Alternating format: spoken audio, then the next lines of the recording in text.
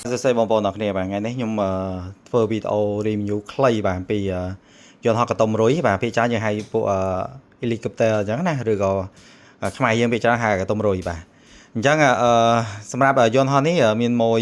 គាត់ទិញទៅហើយប៉ុន្តែគាត់ឲ្យធ្វើវីដេអូពីរបៀបលេងខ្លះៗបាទអញ្ចឹងខ្ញុំនឹងធ្វើត្រួសពីប៊ូតុង joystick មួយបាទអានេះយើងហៅ joystick បាទ joystick បាទអញ្ចឹងសម្រាប់ tele model នេះគឺផលិតផលរបស់ WLTOY បាទកូដរបស់វា K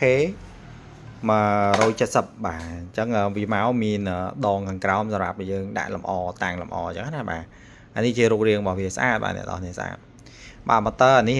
motor ខាងក្រោយនេះក៏ដំណើរការដែរបាទហើយខាងនេះគឺដើរតួនាទីឡើងលើចុះក្រោមទៅមុខថយក្រោយបាទសម្រាប់ធ្វើការចកូតហើយមួយឈុតរបស់វាអ្នកនរនេះនឹងទទួលបានមានស្លាបសកួរមួយឈុតហើយនឹងស្ពឺកដាលឲ្យមួយទៀតបាទឈុតរបស់វាណាបាទថ្មរបស់វាជាធម្មតាអ្នកនរនេះដឹងហើយពួកយន្តហោះអញ្ចេះឬក៏ពួក mini drone ទុយទុយឬក៏ FPV បាទហោះបានពីចន្លោះ8នាទីទៅ10នាទីជាងតិចតួចទេបាទអូខេអ្នកនរនេះអញ្ចឹងនៅtrongវីដេអូខ្ញុំបានធ្វើការបោះក្នុងហាងដែរបាទខ្ញុំតេស្តនៅក្នុងហាងអញ្ចឹងណាបាទអញ្ចឹងអានេះខ្ញុំប្រាប់ពីប៊ូតុងត្រួសបាទអញ្ចឹងអានេះគឺប៊ូតុងបិទបើកបាទ turn on បាទអញ្ចឹងសម្រាប់ប៊ូតុងនេះគេហៅប៊ូតុង trim បាទនេះប៊ូតុង trim បាទបើសិនជាអូថតតាវាមកហោះទៅមុខខ្លួនវាយើងរុញវាមកក្រោយមកទឺពីទឺណាអានេះប៊ូតុង trim អានេះ trim ស៊ីឆ្វេងស៊ីស្ដាំមានន័យបើហោះវាហោះរៀងរេមកខាងស្ដាំយើងចុចមកឆ្វេងកាច់វាមិនខាងណាបាទកាច់វាមកឆ្វេងដៃបាទអញ្ចឹងបើហោះទៅឆ្វេងនៅខ្លួនវាយើងកាច់មកស្ដាំកាច់តែមកទឺពីទឺមកវាដំណើរការធម្មតាបាទអានេះទៅមុខថយក្រោយបាទអានេះប៊ូតុង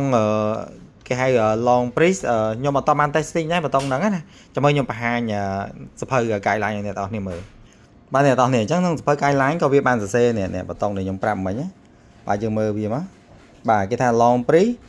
to the right long press to the right to boost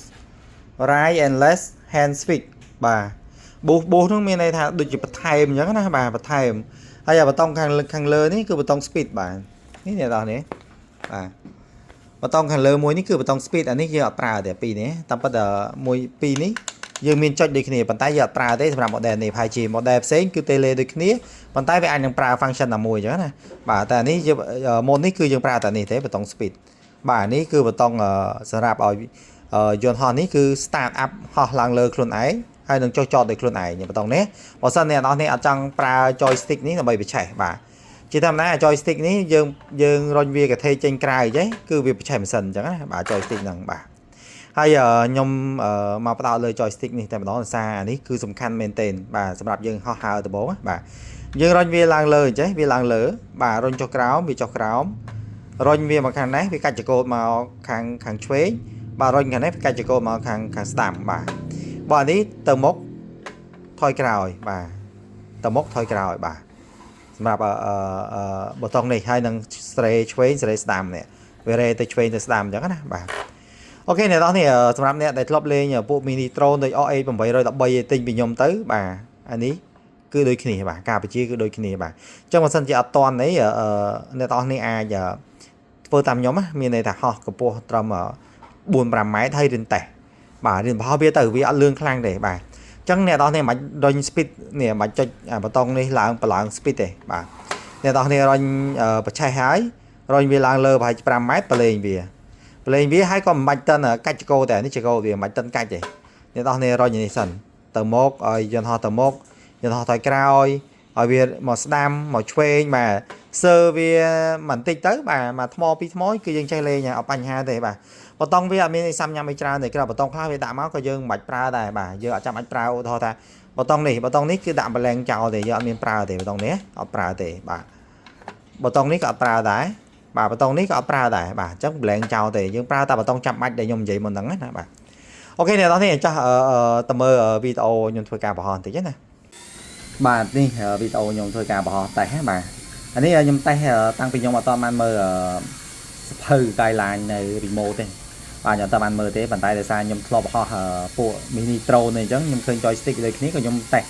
បោះសាកល្បងតែម្ដងបាទអញ្ចឹងសម្រាប់យន្តហោះនេះបើយើងតេស្តបោះមកដំបូងវារៀងរេមកខាងស្ដាំដៃបន្តិចហើយនឹងទៅមុខបន្តិចបាទអញ្ចឹងបន្ទាប់ពីខ្ញុំចុចប៊ូតុងកន្លែង trim ហើយគឺវាដើរ smooth វិញបាទអ មានន័យថាវាមិនមែននឹងស្គាល់ដោយពួក GPS ទេប៉ុន្តែយើងអាចលេងបានងាយស្រួលទេបាទអញ្ចឹងមកទីតាំងកន្លែង50ម៉ែត្រអីមកមុំលេងបាទបញ្ជាបត់ឆ្វេងមកស្ដាំទៅវិញទៅមកដូចកតុំរួយយើងមែនទេអញ្ចឹងបាទអត់សូវពិបាកលេងទេអត់មែនដូចកតុំរួយខ្លះចុចបញ្ជាងោហោះតបាត់ទេណាបាទអានេះអត់អីទេប៉ុន្តែកុំហោះឆ្ងាយពេកណាអ្នកនរនេះឬក៏កន្លែងដែលមានខ្យល់ខ្លាំងណាបាទអូខេអញ្ចឹងអរគុណច្រើនអ្នកនរនេះមានចម្ងល់អីអាចខមមិនមកបានអរគុណបាយបាយ